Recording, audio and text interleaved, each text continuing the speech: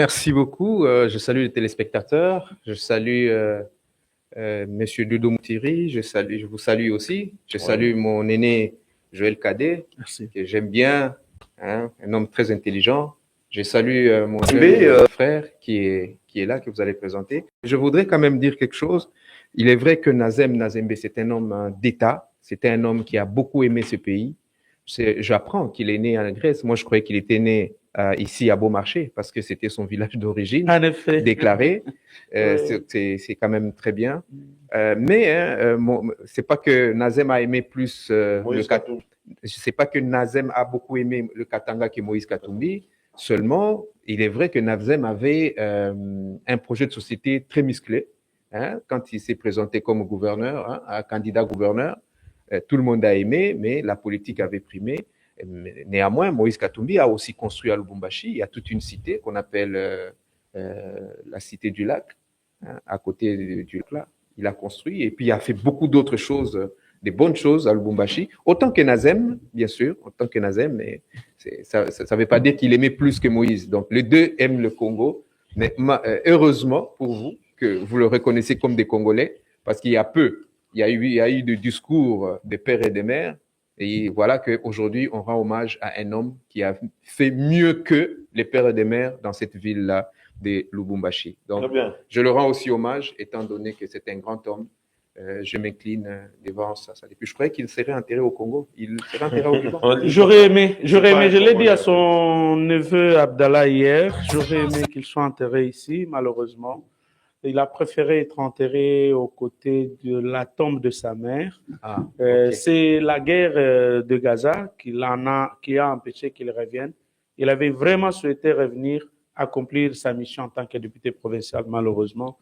Il est mort là-bas et nous allons assister dans quelques instants à son inhumation. Que son âme repose en paix. Vous êtes le bienvenu sur tous. Merci beaucoup, chers confrères. C'est un honneur pour moi de partager aujourd'hui le même plateau avec mes aînés et estimés confrères. Voilà, oui. Vraiment, parce que avant tout, il faut dire que je suis d'abord un téléspectateur et auditeur de Kiosque. Et ce sont les aînés que je suivais dans les deux avec lesquels je vais partager le même plateau aujourd'hui. Ils m'ont inspiré. Ils m'ont inspiré vraiment et je suis allé à l'université.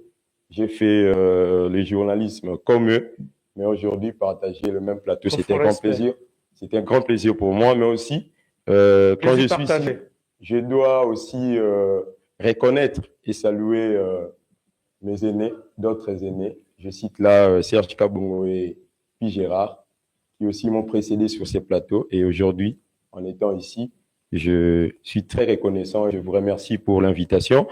Je suis aussi éprouvé, mais si je suis là, c'est pour l'intérêt de la République. Merci beaucoup. J'ai perdu, je venais à peine de perdre ma tante cette nuit, ma tante Henriette Kabouya qui est décédée. Nous rendons grâce à Dieu. Très sincère condoléances. Merci. Et nous sommes là, encore une fois de plus. Merci pour l'invitation. Très bien. Joël Cadet, je commence le premier tour de table avec vous.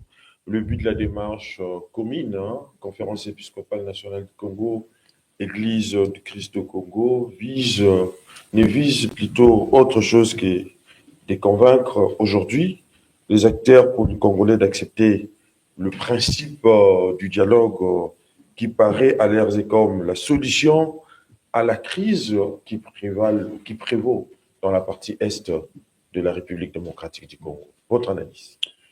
Il n'y a plus de solution à la crise dans l'est de la République démocratique du Congo par le dialogue. Il n'y en a plus.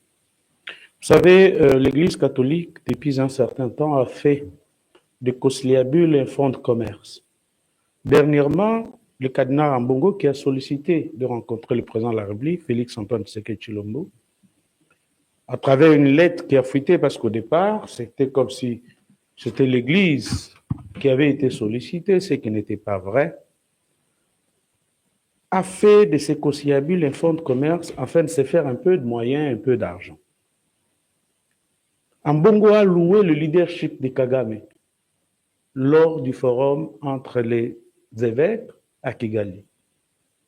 J'avais voulu l'entendre parler de ce leadership, de la mort, des massacres des Congolais. Parce qu'aujourd'hui, on nous parle de 3000 morts. Mais je vous dis qu'on est à plus de 5 000 morts qui ont été tués à Goma lors de l'occupation de cette ville. Parce qu'il a été donné l'ordre à l'armée rwandaise de tuer et poules, et mouches, et moustiques, et chèvres qui se trouvaient sur la rue parce qu'on leur avait dit que les Wazalendo se transforment en animaux, les Wazalendo se transforment en oiseaux, les Wazalendo se transforment en enfants, en femmes, enceintes, et donc quiconque ils ont trouvé sur la rue, ils ont tué. Ce qui fait que aujourd'hui, ils emportent. Si vous avez, par exemple, une Jeep comme la mienne, Mitsubishi, TX, tout est ramené au Rwanda. Ils ont vandalisé les coffres-forts du fonds du FPI, Fonds de promotion de l'industrie. Ils ont tout ramené au Rwanda. Ils ont tué. Et aujourd'hui, vous avez vu un bon sur terre et chercher la médiation. Et pourtant, cette médiation-là, c'est sous recommandation de l'Union européenne. Vous allez vous rappeler du rôle qu'ont joué Abbé Cholet, alors Abbé, et le pasteur Senga. Ils étaient allés en Europe après les élections de 2019. Pourquoi? Parce qu'ils ont eu de l'argent pour perturber le processus normal. Oui. C'est pourquoi moi j'ai dit ceci au président Félix-Antoine Tshisekedi Tshilombo, qui ne cède pas à ces chantages qui viennent de l'Union européenne. Mais en fait, vous avez parlé des morts constatées ça et là dans la ville de Goma, mais là où le bas blesse, c'est du fait que l'indifférence de la communauté internationale laisse beaucoup à désirer, en fait. Je l'ai dit sur plusieurs plateaux, la guerre que nous subissons ne vient pas du Rwanda. La guerre que nous subissons vient de l'Occident, vient des États-Unis d'Amérique, vient de l'Union européenne, qui cherche à avoir la même mise sur le minerai stratégique qui se trouve à 60% ici, chez nous, en République démocratique du Congo. Coltan, cobalt et consorts. Et donc, aujourd'hui, s'il y a dialogue à établir, oui. S'il y a dialogue à établir, c'est entre la République démocratique du Congo et l'Union européenne.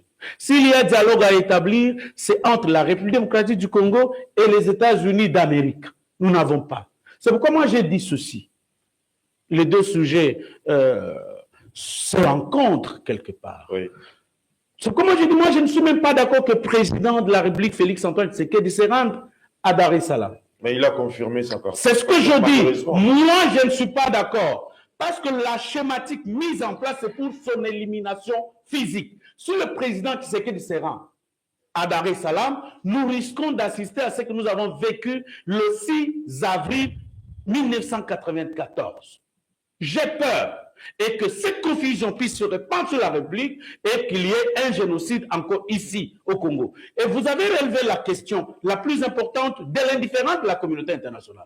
Et la communauté internationale ne va pas intervenir. Vous avez vu les États-Unis, la manière dont ils sont agis, parce qu'on a manifesté devant le siège de l'ambassade. Vous avez vu comment l'Union européenne a réagi. Je vous dis, chers amis, moi, Ndanga Joël Kadé, je demande au président de la République de participer à cette réunion par vidéoconférence, qu'il ne s'y rende pas. Parce que la solution que la communauté internationale a déjà arrêtée, c'est son élimination physique parce qu'il a refusé de négocier. Chers amis, pourquoi on nous demande, nous, de négocier avec toutes les rébellions que nous avons connues? RCD, CNDP, M23, et d'ailleurs, M23 n'existe même pas parce que nous avions négocié en 2009 avec le CNDP, oui. dont Mwanga Tchouchou, président, était co-signataire avec Raymond Tchibanda. Donc il y a même certains anciens ministres des Affaires étrangères qu'on devrait fusiller dans ce pays. Alors, aujourd'hui, vous nous demandez de négocier avec M23. Pourquoi le Rwanda ne peut pas négocier avec l'FDLR? Pourquoi l'Ouganda ne peut pas négocier avec les ADF? Dites-moi une seule fois où le Rwanda a connu une menace de la part des FDLR. Les FDLR tuent qui? Ils tuent les Congolais. Les ADF le tuent qui? Ils tuent les Congolais. Est-ce que vous avez déjà vu les FDLR ou les ADF tuer une seule mouche en Ouganda ou au Rwanda. Mais selon qu'on ne voit pas Kagame, les FDLR constituent un danger pour son régime. Ce qui prouve que les Rwandais aussi sont en danger, en fait. Les Rwandais n'ont jamais été en danger. Parce que les FDLR dont Kagame parle, il les invite chez lui, il les recycle, il les renvoie au Congo pour tuer au Congo. Dites-moi, un FDLR qui avait 20 ans en 1994, aujourd'hui il a quel âge? Est-il encore en mesure de se battre? Donc c'est justement pour vous dire, l'FDLR dont Kagame a besoin chez nous, ce sont nos minerais, ce sont nos coltons. Et vous avez vu l'Union européenne signer un accord avec le Rwanda pour les minerais qui ne sont pas produits au Rwanda, qui ne se trouvent pas dans les sous-sols rwandais. Et c'est la guerre que nous avons. Alors, si nous avons à négocier avec des gens aujourd'hui, ce n'est même pas avec le Rwanda, ce n'est même pas avec le M23, nous devrions négocier avec Macron, nous devrions négocier avec le roi de Belge, nous devrions négocier avec le Premier ministre britannique, nous devrions négocier avec le chancelier allemand, nous devrions négocier avec le président américain. Donald, vous avez vu. Et d'ailleurs, ceux qui ont pris le Goma, ce ne sont pas les Rwandais, c'était les militaires, c'était des Blancs. Oui. C'était des Blancs. Et vous avez vu, Willy Ngoma organiser un scénario où on les présentait comme si c'était des mercenaires du gouvernement congolais qui recevaient $8 000, une intoxication, mais par la suite, on a vu que ce sont des militaires américains, français, polonais qui ont pris Goma. Très bien. Damien Terranova, je reviens à vous. Vous avez suivi l'argumentaire de Joël Kadenanga face... Il s'appelle Nanga. Papa, vous voulez me changer et de province et de nationalité, je m'appelle Danga. Vous l'avez suivi certainement. Face à ces déclarations, surtout sur l'Occident, faudra-t-il admettre aujourd'hui que des éléments pareils si déterminent nos malheurs aujourd'hui? D'une part, il y a l'attrait de nos richesses du sol et du sous-sol, et d'autre part également, il y a ce qu'on appelle la position stratégique du Congo au cœur de l'Afrique. Vous ne voyez pas que ces deux facteurs expliquent les multiples problèmes dans nos affaires depuis 1960 jusqu'à ce jour? Merci beaucoup, très cher. Merci beaucoup pour cette question bien pertinente. J'ai toujours dit une chose, que l'intellectuel congolais doit lever la discussion au niveau intellectuel. Oui. Vous voyez, il y a beaucoup de choses que nous, le Congolais, nous ne les disons pas, mais qui nous portent malheur après. Il y a quelques années, j'étais en train de dire que notre problème, ce n'est pas le Rwanda. Heureusement que mon frère vient de le dire. Mais je vais ajouter une sauce sur ce qu'il vient de dire. Ce n'est même pas l'Union européenne. C'est qui alors?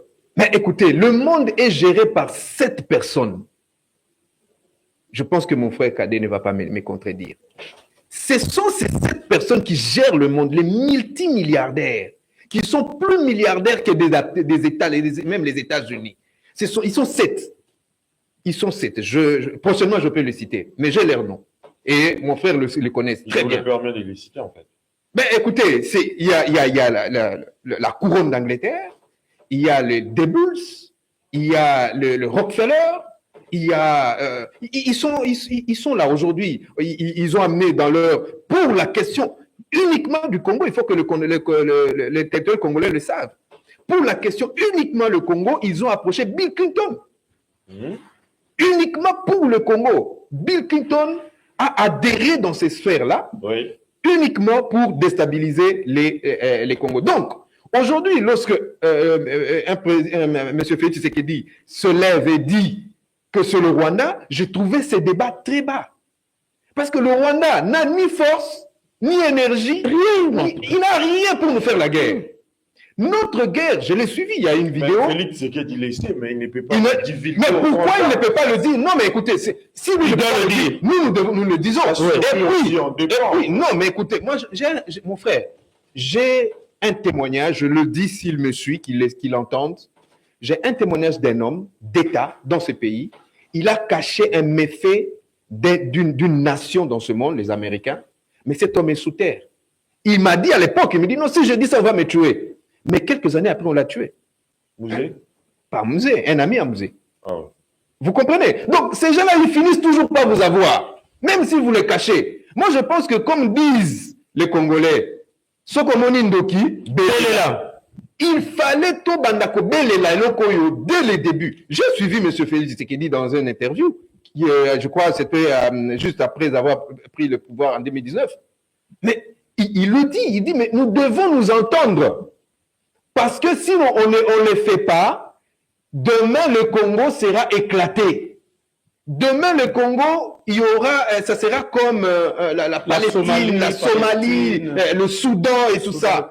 Donc, nous avons intérêt de nous mettre ensemble et parler. Voilà pourquoi je veux dire, l'initiative qu'il y a eu avec les abbés, j'approuve cette initiative, je soutiens cette initiative, d'autant plus que si ça pourrait nous amener à nous unir, nous, le Congolais, d'abord, avant de parler avec d'autres, oui, que le Congo soit uni. Vous savez, j'ai fait une petite recherche. J'ai trouvé que un pays comme le Japon, tu ne peux pas arriver au Japon et prendre un Japonais, lui dire, tu dois tuer tes frères gratuitement. Ça ne sera pas fait. En Chine, même. Donc, les grandes nations, il est difficile de voir que ces gens là-bas s'entretuent entre eux. Comme nous le faisons ici, comme les Nanga et comme comment s'appelle, les Bissimois et les autres. Et Nanga qui fait la promotion de Kinyarwanda aujourd'hui. Et vous voyez, vous trahissez votre propre pays. Moi, je crois que en allant dans un débat de souche, oui, vous savez, aujourd'hui, j'ai eu une vidéo et même un message qu'on m'a envoyé où les chefs coutumiers, en fait, il y a quelqu'un qui a appelé les chefs coutumiers à rassembler leurs fétiches pour faire la guerre. C'est très bien. Mais est-ce qu'on ne peut pas appeler tous les chefs coutumiers et faire un débat de fond? Likamba Mabele, parler de la terre. Maudissez tout celui qui prendra les armes. Maudissez tout celui qui va, comment dire, qui va voler le denier. Cela aura de l'impact négatif sur la personne qui a eu à, parce que il y a eu des gens qui ont eu à maudire, hein, mais malheureusement. Non, mais écoutez, il y a malédiction et malédiction. Non, il y a malédiction, il y a malédiction et malédiction. Là, il y a aussi un débat, hein, il y a un débat là-dessus, mais ce qui est plus important pour nous, c'est l'intégrité territoriale, c'est la cohésion nationale, que c'est l'unité nationale. Vous voyez? Alors, si les évêques peuvent parler d'abord, ça c'est juste, comment dire, un paravent. Derrière ça, il y a de grandes choses qu'il faut faire. Mais moi, je pense que M. Félix Tshisekedi, il est le seul qui peut nous amener sur ce terrain-là. En laissant tomber certains galops, par exemple de l'orgueil humain, par exemple de l'orgueil du beurre qu'il a aujourd'hui. Il peut déposer tout ça et il se met, lui, il dit, écoutez les gars, venez. Moi, je vais toujours dire, j'ai même dit ici à votre plateau, le seul Kinois, moi, na kin, esprit à kin, et c'est lui qui est au pouvoir aujourd'hui. Mais Damien Tiranova, vous prenez les dialogues, on est d'accord avec vous, mais ces dialogues, c'est pour quel format, c'est pour quelle finalité en fait? Parce que déjà, il y a eu des propositions qui arrivent. Il y a Franck Diongo qui a proposé qu'il y ait d'abord la remise, Félix Tshisekedi puisse déposer d'abord la remise de sa démission du président, mais également l'organisation d'une transition sans l'actuel président de la République, Félix-Antoine Tshisekedi Tshilombo, discuter de la possibilité d'inclure ou non l'Union sacrée dans cette transition. Pour les lier, il a opté pour Goma, soit au siège de l'Organisation de l'Unité africaine à Addis Abeba. Vous ne voyez pas que quelque chose par là, il y a sous roche quelque chose qui ne va pas. Non, vous savez, le vieux Franck, c'est un monsieur, un grand homme que je respecte beaucoup. Mais ce qu'il a fait comme proposition, ça n'engage que lui. Ce n'est qu'une proposition, c'est à prendre ou à laisser. Alors, moi, je pense que ce dialogue que nous cherchons n'est pas un dialogue d'octroi ou de déposition de pouvoir. Oui. Vous voyez, c'est un dialogue qui doit nous amener, premièrement, à prévenir, si pas à protéger des vies humaines, qui sont ceux qui sont en train de tomber aujourd'hui. On nous parle aujourd'hui de 5000, hein? J'ai lu hier, c'était 3000 et 2000 et quelques de blessés, mais aussi il y a des blessés graves parce qu'il y a des gens qui sont en train de mourir tout le jour. Tout à fait. Ces choses, nous devons les éviter. Nous pouvons les éviter dans ce pays. Vous voyez, aujourd'hui, c'est Goma. Demain, ça sera Bukavu, Kalemi, Kisangani, et ainsi et ici à Kinshasa. Est-ce que le Congo n'est pas fatigué de compter ses fils mourir? C'est pourquoi nous demandons, ces dialogues ne viennent pas demander à ce que qui que ce soit dépose ou qui que ce soit prenne. Mais ces dialogues va juste nous amener à connaître les cahiers de charges de quelqu'un et de pouvoir mettre ensemble toutes ces idées et enfin de travailler ensemble pour le bien-être congolais. Et aussi, il faut savoir, lorsque les Congolais se mettront ensemble, alors il faut que le Congolais lève la voix et parle directement à ceux qui gèrent le monde et à ceux qui veulent se partager le Congo. Tout simplement parce qu'il y a aussi un autre débat, je pense que prochainement il faut qu'on en parle, les tenanciers des titres de propriété de la République démocratique du Congo. Ce sont ces gens-là qui nous font la guerre aujourd'hui. Voilà. Ah voilà. La guerre des terres. Voilà. C'est bien. Confiance Kawete, je reviens à vous. Face au drame congolais, hein, vous avez suivi Damien Terranova, vous avez également suivi Joël Cadet. Faudra-t-il admettre aujourd'hui que la communauté internationale attend faire les décomptes finales macabres, surtout qu'il est curieux de constater que la situation qui prévaut à Goma semble ne pas émouvoir cette communauté internationale qui observe son indifférence et qui ne dit mot. Chers confrères, dans mon temps d'antenne, permettez-moi d'interpeller ici le ministre provincial des infrastructures. Parce qu'au niveau du Yolo médical, en tout cas, au niveau du rond-point Yolo médical, là, croisement des avenues des universités et Bongolo, la route est dans un très mauvais état. Je crois qu'il est temps que son Excellence, Monsieur le ministre, intervienne parce qu'il est encore temps. Sinon, dans les jours à venir, ça sera catastrophique. Répondez maintenant. Concernant la République, moi, la question que je me pose, c'est celle de savoir comment on peut faire face à l'ennemi, seulement si nous-mêmes à l'interne, nous sommes divisés. Moi, je pense que nous devons d'abord, nous, Congolais, s'unir pour faire face à l'ennemi. L'ennemi, c'est qui? L'ennemi, c'est les Rwandais. Et l'ennemi, c'est qui? Je ne reviendrai pas sur les propos de mon aîné et estimé confrère Joël Cadet. Moi, je crois que nous devons d'abord s'unir à l'interne. Mais comment s'unir si on ne dialogue pas? Nous sommes de Bantous, nous sommes des Africains. Nous, quand il y a un problème, quand nous sommes face à un problème, nous devons nous mettre autour d'une table, échanger pour essayer de trouver des solutions. Voilà pourquoi je soutiens la démarche des évêques de la Senko et les CC. Parce que à l'interne, déjà, il y a un problème. On est en train de nous confisquer des terres. Mais même si on ne dialogue pas, il y a déjà un problème à l'interne. Nous sommes divisés nous-mêmes à l'interne.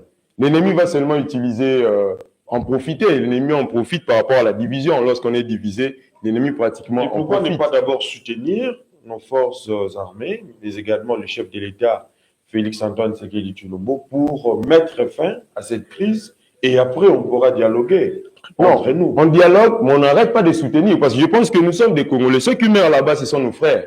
Ce sont nos sœurs. Ceux qui sont violés, ce sont nos mamans. On parle de 3000 morts. Moi, je dis, à chaque jour, le bilan est revu à la hausse. Donc, nous sommes obligés de parler à l'interne. Tout le monde soutient les forces armées. Moi, je dis même aux autorités, s'il faudrait augmenter même la prime, la motivation de nos FRDC, c'est très important. C'est très important de le faire.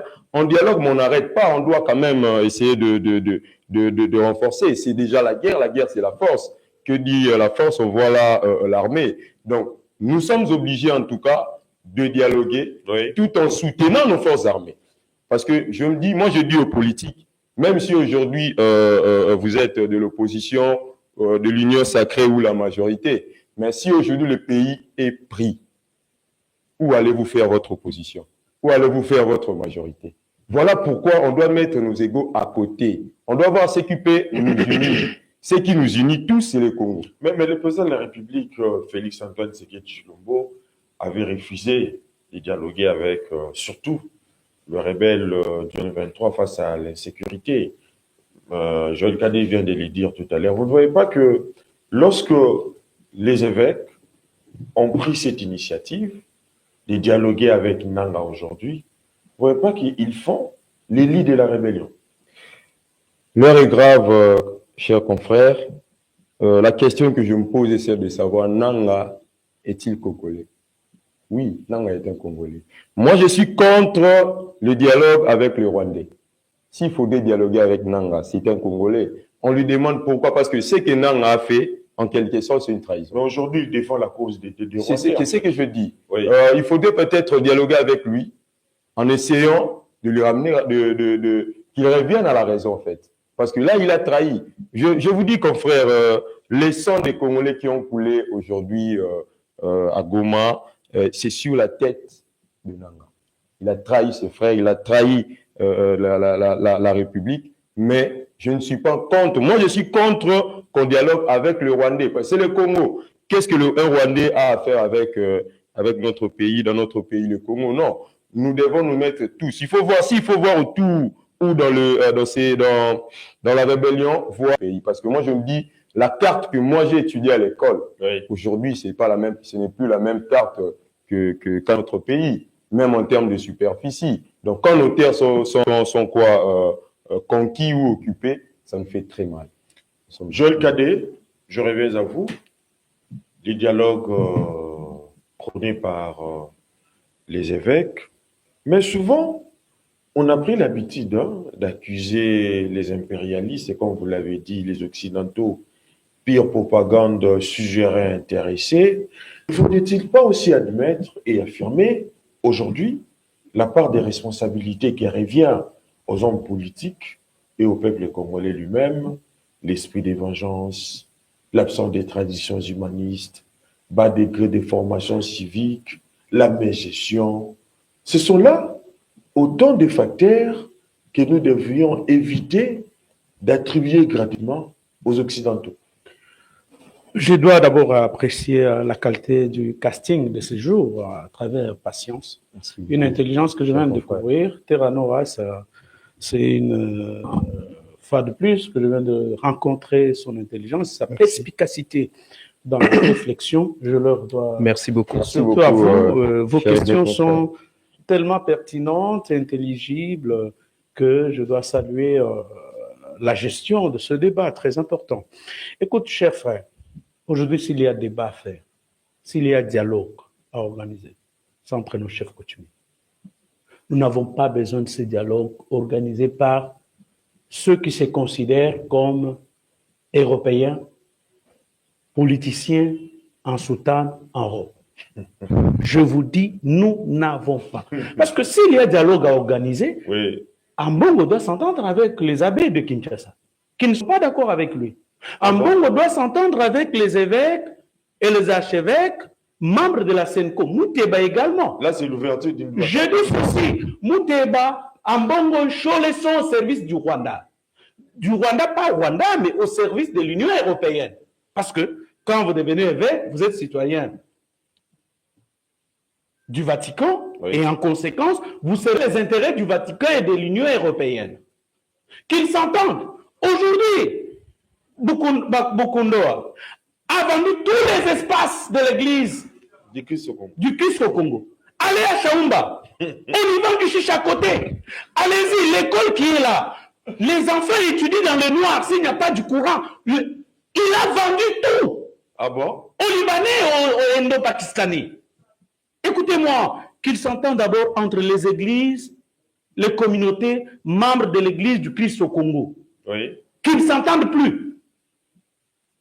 Il n'y a pas de cohésion au sein de l'église du Christ au Congo, mais on veut que Tshisekedi organise la cohésion nationale. S'il vous plaît, s'il y a dialogue à organiser, je crois, Terra Nova l'a dit, nous devrions inviter tous tous les chefs coutumiers. Seulement, pas de politique. Pas de politique. Tous les chefs coutumiers, même ceux qui sont au nord Kivu, là, Oui. à Beni, Butembo, qui ne sont pas encore pris par l'armée rwandaise, on doit organiser. Ça, j'en appelle à son Excellence, Monsieur le Vice-Premier ministre, ministre de l'Intérieur, de la Sécurité, des Affaires coutumières et décentralisation, Maître Jacques Chabang. Organiser un dialogue entre les chefs coutumiers, qu'ils viennent tous ici à Kinshasa ou à Kananga, le centre, et que là-bas, on puisse organiser un forum national des chefs coutumiers pour maudire quiconque va trahir. Aujourd'hui, vous allez demander à Fayoulou, vous allez demander à Katumbi et consorts, qui sont des connivences, Katumbi est des connivences avec Kagame à travers Mo Ibrahim et les autres. Vous pensez vraiment que Katumbi peut s'asseoir avec Tshisekedi pour s'entendre aujourd'hui alors qu'il a un agenda caché? Ah bon? Vous avez entendu le discours d'Olivier Kamitatou, son porte-mallette, son porte-téléphone.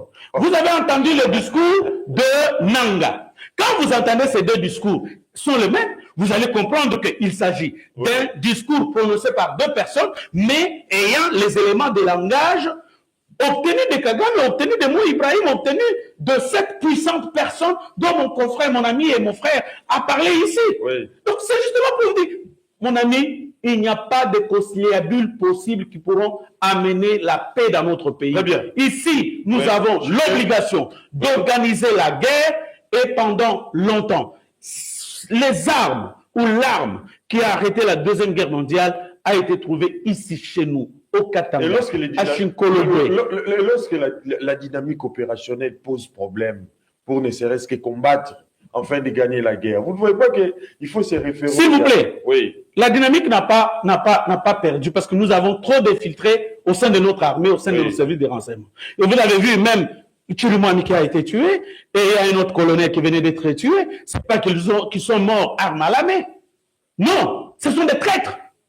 Et ça a été prouvé noir sur blanc. Oui. Et donc, c'est justement pour vous dire, aujourd'hui, nous avons besoin de créer les industries de fabrication des armes, des bombes, des missiles, d'antimissiles chez nous. Et nous avons tous les matériels. Et tous les matériels dont s'est servi la Syrie, l'Iran et les autres nations comme la Corée du Nord, c'est venu d'ici chez nous. Très bien. Aujourd'hui, le président de la République doit appeler les scientifiques de par le monde qu'ils viennent qu'on mette en place une industrie de la fabrication des armes pour faire la guerre et le plus longtemps que possible. Je vous dis la vérité, nous n'avons pas à faire la guerre au Rwanda, nous avons à faire la guerre aux plus puissantes personnalités dont venait de citer mon ami et mon frère. Et donc, nous n'avons pas besoin du dialogue. Très bien. Ni avec les politiciens, ni avec l'EAC, ni avec la SADC. Damien Terranova, je reviens à vous. La question que l'on doit se poser ici de toutes nos lèvres est celle du but recherché aujourd'hui à travers cette démarche, pendant qu'ils sont sans ignorer que l'option par la représentation nationale à ce sujet, à savoir pas de négociations avec le marionnette du M23 parce que c'est les Rwandais qui nous attaquent. Celle position est également du président de la République, Félix-Antoine Tshisekedi Tshilombo, qui a eu à réitérer dernièrement lors de l'échange de vues avec les diplomates accrédités. Est-ce que vous savez le vice-gouverneur canadien du Nord Kivu? Le vice-gouverneur est canadien d'origine rwandaise. Répondez à la question. Merci beaucoup, mon très cher frère. Merci. Je remercie la pertinence de la question et aussi la pertinence de l'intervention de notre cher aîné. Ici, nous devons savoir, les juristes disent, mieux vaut un mauvais arrangement qu'un bon procès. Ceci veut dire tout simplement qu'aujourd'hui, l'heure est au dialogue. Pourquoi? Parce que nous devons taire les armes. Les armes doivent se taire. Pourquoi? Je l'avais dit il y a 2 ans. Je dis, M. Félix Tshisekedi n'a ni le moyen militaire, ni les moyens politiques pour faire la guerre au vent qui venait vers nous. Vous voyez? À l'époque, on était qu'à Bunagana. Et moi, déjà à l'époque, j'étais en train de dire que la guerre ici, citant le Rwanda, c'est nous affaiblir davantage, parce que ça va nous distraire. Nous allons, vous voyez aujourd'hui les Congolais, lorsqu'ils voient un faciès un peu nilotique là, ils s'attaquent. Mais c'est pas lui ton ennemi. Non. C'est pas lui ton ennemi. Ton ennemi est ailleurs. Moi, je vais observer quelque chose à quelqu'un. Je dis, prends Kagame des années 2000 et Kagame d'aujourd'hui, mais aujourd'hui c'est enrichissime. En le voyant seulement la manière dont il s'habillait il y a 2000. En 2000. Oui, mais écoutez, nous les Africains, c'est par l'habillement. Surtout nous les Africains du centre. C'est par l'habillement qu'on sait dire quand vous regardez les images de Kagame à cette époque-là, c'était un minable. Un minable, un pauvresque. C'était un minable. C'était quelqu'un qui mourait debout du mois difficilement. Oh. Oui, je vous dis. Mais je vous dis, non, mais même étant président d'un pays pauvre, qu'est-ce que tu as? Tu es comme un gouverneur. C'était un minable. C'était un minable à l'époque. Mais regardez-le aujourd'hui. Même sa famille, même sa femme et ses enfants, regardez-le aujourd'hui. Depuis que les guerres ont commencé c'est Kabila qui l'a rendu riche. Vous comprenez? Mais c'est nous qui avons donné de l'eau au moulin de M. Kagame et devenir quelqu'un. Et aussi, je dis toujours, M. Félix Tshisekedi nous rend un très mauvais service en faisant la promotion de Kagame. Parce qu'aujourd'hui, regardez, nous, les intellectuels comme ça, nous sommes en train de parler de Kagame à la télévision. Et pourtant, notre ennemi, lui, c'est la coule douce. Il dort. Les Africains s'entretuent. Pourquoi ne pas les citer lui directement, même si on sait que un va mourir, deux va mourir, mais les tout derniers là ne mourra pas. Vous ne voyez pas que citer nos ennemis aujourd'hui, c'est franchir la ligne rouge. Mais justement, mes papas, écoutez, il faut éviter. Les vies qui sont tombées là, les vies qui sont tombées à Goma, depuis Bunagana jusqu'aujourd'hui, les vies qui tombent, ils ne sont pas importants que tous ceux-là qui doivent. Moi, je prends le risque, je le dis. Je le dis, et je l'ai toujours dit. Que ceux qui font la guerre au Congo, c'est premièrement les tenanciers de titres de propriété. Mais Kaikwamba l'a dit tout ça. Le Congo, avant qu'il soit Congo, s'il vous plaît, le Congo, avant qu'il soit Congo, il a été un bien privé d'un individu. Et cet individu, quand ces gens-là ont compris qu'il allait devenir plus fort qu'eux, ils ont fait la guerre.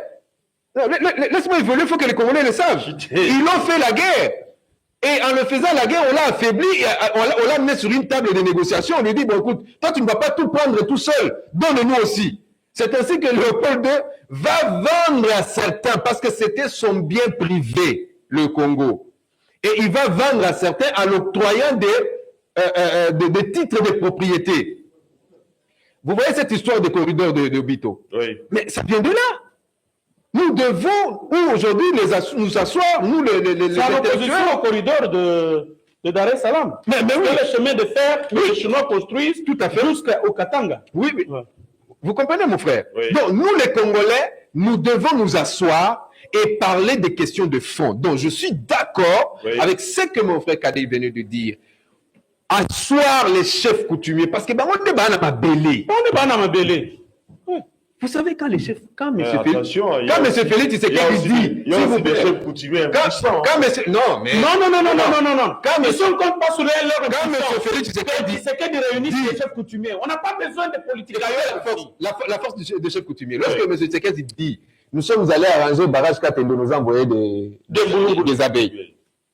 Tu comprends la force? Donc, un président va pour inaugurer un barrage. Un chef coutumier, il chasse là-bas. Il envoie des abeilles. Ils entravent les développements. Et nous, ce qui est mal. Non, mais ça, c'est un autre débat. Mais Kabila n'a pas pu arriver facilement. On l'a tourné en bourrique pendant plusieurs heures. Mais moi, je connais un monsieur qui allait dans un village. Hein? Oui. Il a commencé à marcher, on lui dit non, c'est 2 heures. Mais il a fait 2 jours pour les 2 villages. Et puis, finalement, il rencontre quelqu'un en chemin, il lui pose la question. Même Kabila Madimba, ici, il a connu la même chose. Mais c'est juste à côté ici, non? Et puis il dit, mais moi, ça fait 2 jours que je marche. Alors le monsieur comprend la situation. Il dit, c'est qu'il y a un problème dans le bateau. Est-ce que tu as parlé avec les chefs coutumiers? Oh non. Est-ce que là où tu es, de là où tu es venu, tu as parlé avec les chefs coutumiers? Oh non. Il dit, bon, attends, rentre d'abord là où tu étais. Parle, dis-lui que tu vas voir l'autre chef parce que Bayo Kanakate. C'est-à-dire que l'autre là ne veut pas que tu arrives. Donc, tu comprends un peu la force? Je vais chuter en disant que le Congolais se mette sur une table où je m'oppose avec mon frère. Je suis pour le dialogue, que le dialogue puisse être organisé, que ce soit d'abord un dialogue politique, puis M. Félix Tshisekedi, qu'il prenne les responsabilités de nous amener à un dialogue de fond avec, y compris les chefs coutumiers et d'autres entités. Confiance Kawete, je reviens à vous.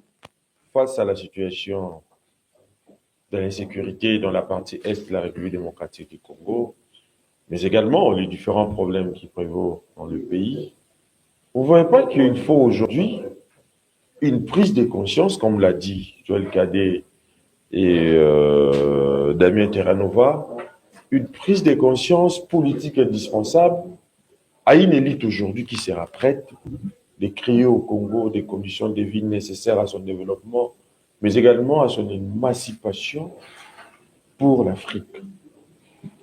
Merci beaucoup, estimé confrère. Moi, je pense que, comme j'avais dit, je l'ai dit tantôt ici, oui, que l'heure est grave. Et en tout et pour tout, nous devons dialoguer. Mais nous devons aussi ici souligner que nous ne sommes pas dans notre première expérience de dialogue par rapport à la situation sécuritaire. C'est-à-dire nous en avons eu déjà autant avant. Mais le dialogue que nous avons eu, malheureusement, ne nous ont pas donné la solution qu'on voulait. Moi, je pense qu'aujourd'hui, on doit dialoguer. On doit dialoguer d'abord pour quel objectif? C'est la question, c'est la grande question que nous devons ici nous poser. Mais moi, je pense s'il faut dialoguer, on doit dialoguer pour chercher l'unité du Congo. Et le dialogue en question doit impliquer toutes les couches.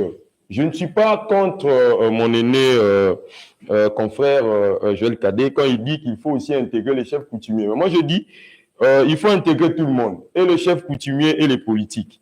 Je vous ai entendu dire ici que Franck Diongo a posé un bon nombre de préalables. En fait, quand vous demandez déjà à un président de la République qui a été élu de revenir, de démissionner, mais s'il vous plaît, vous voulez, qu'est-ce que vous voulez? C'est que vous ne voulez pas la paix. Je demanderai pratiquement, moi, je demanderai à M. Franck Diongo de mettre de l'eau dans son vin. On n'a pas besoin de ça. On n'a pas besoin de venir dans les dialogues pour traiter les divergences politiques. Il n'a pas su répondre à la question de Pero Luara quand il lui a demandé de dire s'il est content que le Rwandais est tué à Goma. Et donc, c'est là où d'ailleurs je jette les fleurs à Pero Luara. Donc, Franck Diongo est déjà au service du Rwanda. Il était au Rwanda il n'y a pas longtemps. Donc, il n'a pas de conseil à donner parce qu'il est au service des Kagame. C'est ce qu'on ne veut pas. Et puis, en plus, il demande qu'on lui retourne sa maison. Qu'est-ce que sa maison a lui? Qu'est-ce que ça vraiment, à la situation actuelle, qu'est-ce que la maison d'un individu peut avoir? Parce que là, la cause, nous sommes menacés. Nous sommes menacés, nos terres sont menacées. Alors, on doit intervenir. Si on doit dialoguer, c'est pour chercher l'unité nationale. Donc, contrairement à Joël Cadet, il faut réunir tout le monde, toutes les couches. Ici, je salue. Moi, j'étais très content. Je ne sais pas si l'information s'avère vraie. Oui. Je le mets au conditionnel d'ailleurs. J'aurais appris que les évêques ont reçu le pasteur des églises de réveil. Si c'est le cas, c'est une bonne chose aussi. Parce que nous voudrions ici que l'unité, nous voudrions l'unité nationale, en fait.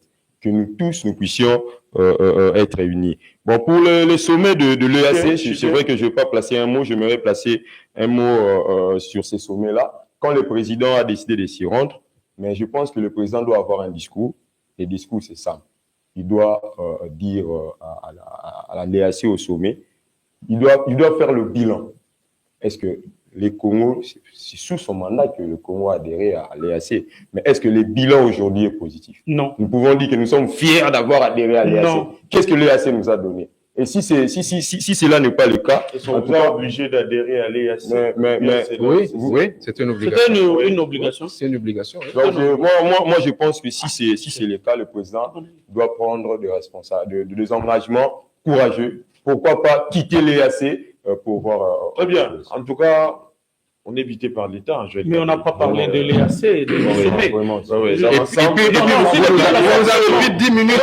On a eu S'il vous plaît. C'est un maire casting aujourd'hui. Laissez-nous chuter avec les deux. Nous devons chuter quand même. Oui, quand même. Bon, je vous accorde une minute pour chuter. Non, je voudrais appeler au président de la République d'activer les mécanismes et les procédés de la vidéoconférence. Qu'il ne se rende pas à Dar es Salaam. Pour sa sécurité. Pour sa sécurité, parce que aujourd'hui, l'Occident a compris que l'obstacle à la réalisation de ses rêves en République démocratique du Congo s'appelle Félix Antoine Tshisekedi Tshilombo. Et même son entourage, vous avez vu tous les membres du présidium de l'Union sacrée, vous avez vu qui prennent la parole. C'est pourquoi je jette mes fleurs. Ils sont complices. Les hommages, oui, ils sont complices. Les hommages au patriote Jean-Pierre Bemba Gombo, le seul, toujours au front, le seul qui a été au front. Je demande même au président de la République de le remplacer, de le remettre à la défense. Qu'on arrête avec les aventures que j'ai vues chez Kabombo, moi Davita. Qu'on arrête ça. C'est de l'amateurisme. Qu'on remette Jean-Pierre Bemba là-bas. Doudou Motiri va demander à Jean-Pierre Bemba de demander au président de la République de revenir à la défense. Qu'on arrête les bêtises que l'on est en train d'observer. Et on a vu son bilan, et on a vu le bilan de celui qui est là. Donc, cher ami, l'unique leader qui est authentique, qui est sincère envers Félix Antoine Tshisekedi Tshilombo, c'est Jean-Pierre Bemba. On a fait miroiter à Tshisekedi, non, Jean-Pierre Bemba vous combat, il veut vous remplacer, il veut faire un coup d'état s'il reste à la défense. C'était faux. C'était faux. Aujourd'hui, vous le voyez, c'est le seul qui est sincère. Kamere, vous connaissez le jeu qu'il joue. Il joue le jeu pour les intérêts de Hutu. Et ça, tout le monde le sait. Alors, c'est pourquoi je vous dis qu'ils ne se rendent pas là-bas et nous n'avons même plus besoin de dialogue. Je dis le seul dialogue qu'il y a organisé dans ce pays, c'est entre chefs coutumiers, pas avec des politiciens qui sont déjà à la solde de Rwandais et de l'Occident. Vous avez la parole, 1 minute. Merci beaucoup. Merci pour ces, comme l'a dit mon frère, ces castings, une fois de plus, Doudou, pour la première fois, il m'a plu. Je constate ici que M. Jean-Pierre Bemba, c'est un homme chanceux. Hein? Son propre père à l'époque, il dit Kabila, Azana Brazzaville, Yakanae. Alors aujourd'hui, mon frère Kadé envoie Doudou Moutiri d'aller demander à Jean-Pierre Bemba de retourner. Bon, voilà. Donc, vous voyez, ce qui est vrai, moi j'appuie ça, M. Félix Tshisekedi, l'heure est grave. Ok, c'est notre vieux, hein, le baron, il y a Antoine, je l'appelle comme ça chaleureusement. Kinois. Il y a Antoine, donc, au Palanganate, Batoana Bahana Boule. Parce que d'abord, ça sera un budget de plus dont on n'en a pas besoin maintenant. Mais mettons la vidéoconférence. Si vous voulez que quelqu'un y aille, envoyez, je ne sais pas, la dame. Kaikwama, elle a été pertinente à l'ONU. Eh bien, Tindae à quel Confiance, 1 minute pour conclure. Dans ma conclusion, ici, j'invite le président Félix Tshisekedi à donner l'exemple des bons papas. C'est-à-dire, quand ça brûle à la maison, les papas réunissent tout le monde. S'il vous plaît, monsieur le président, Kolanda, Mbankamu, Baloba, qui n'a olobité, ceux qui Baloba, qui m'a bépo na yo, l'heure est grave. Luka, Ofan dit ça.